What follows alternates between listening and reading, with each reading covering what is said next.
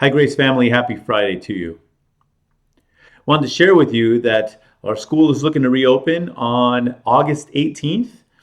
And because of the space, the location, the buildings that God has given to us, we're going to be able to reopen with being able to comply with social distancing, and we're going to be able to accommodate a lot of students as well. So we're going to be able to do on-site, 5 days a week, full days of school.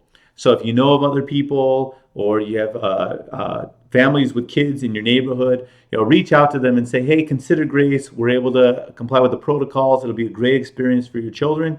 Go ahead and reach out to them and let them know about Grace. You'll be hearing more about that in the future.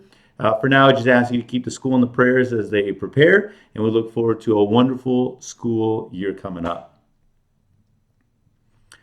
Now I want to share with you from First Peter. We're going through this book, and today we're going to be looking at verses 3 to 9 from chapter 1. So go ahead and open 1 Peter chapter 1, verses 3 to 9. Now remember, we looked at first that this is a very mature in the faith Peter as he writes this epistle. And remember, he writes it to the elect exiles of the dispersion. What that means is God has chosen these Christians to be scattered so they might be missionaries for him in foreign and strange lands. That's the context of the book. Let's hear from verses 3 to 9 of chapter 1. Blessed be the God and Father of our Lord Jesus Christ.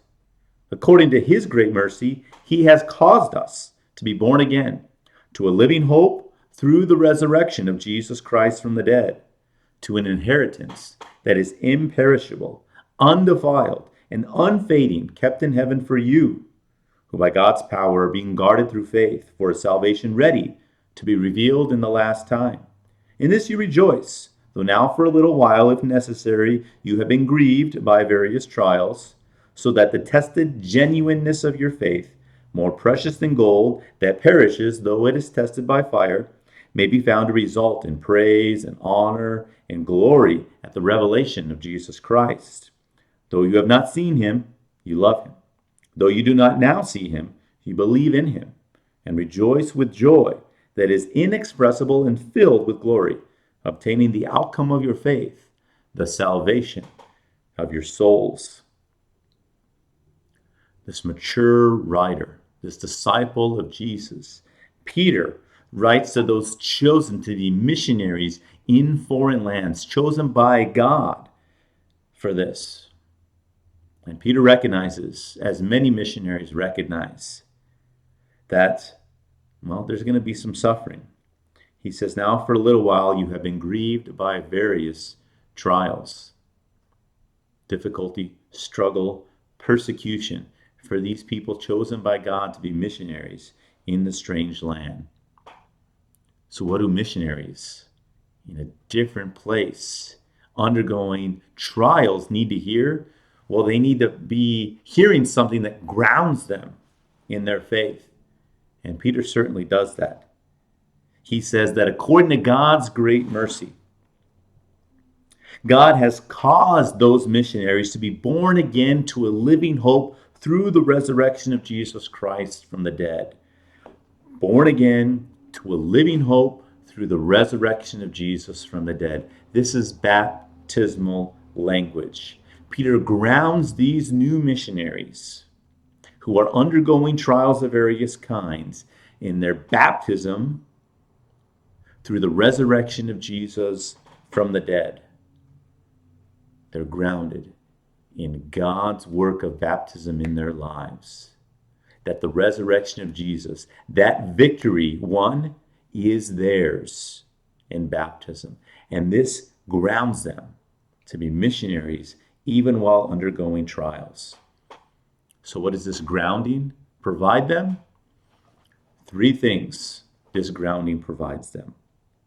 Number 1, a chance to look ahead, looking beyond the current trials to that final and last day. Verse 4, to an inheritance that is imperishable, undefiled, unfading, kept in heaven for them. You and I also.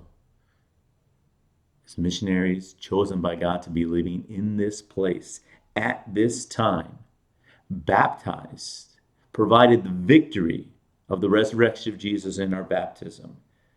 Even in the midst of trial, you and I have an inheritance that can't be defiled, that can't perish, that cannot fade because it's kept in heaven for us. So we look ahead in the midst of the present to that great and final day, to an inheritance that will never go away.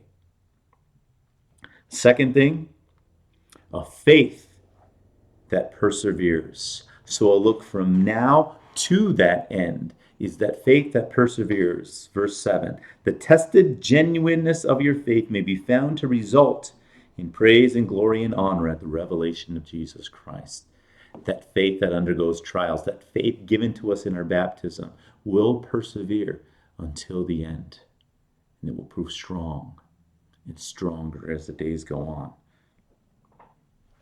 The third thing is something for now. Missionaries undergoing trials, grounded in our baptism in the victory of Jesus' resurrection. Verse 9.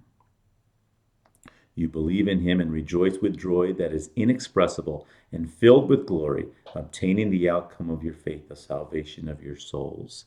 Even in the midst of being a missionary in a foreign land, even in the midst of undergoing trials, there is joy now. The reason there can be joy for those missionaries undergoing trials, the reason there can be joy for us right now, today, despite what we're going through, is that joy is relational, not situational. That joy is relational because we have been given a relationship with the true God through our baptism. And that provides us joy now. Our faith will persevere through these trials until the very end. In the very end, we will have our inheritance, not faded, not defiled, not perished, but strong and true because it's kept by God. Have a great weekend.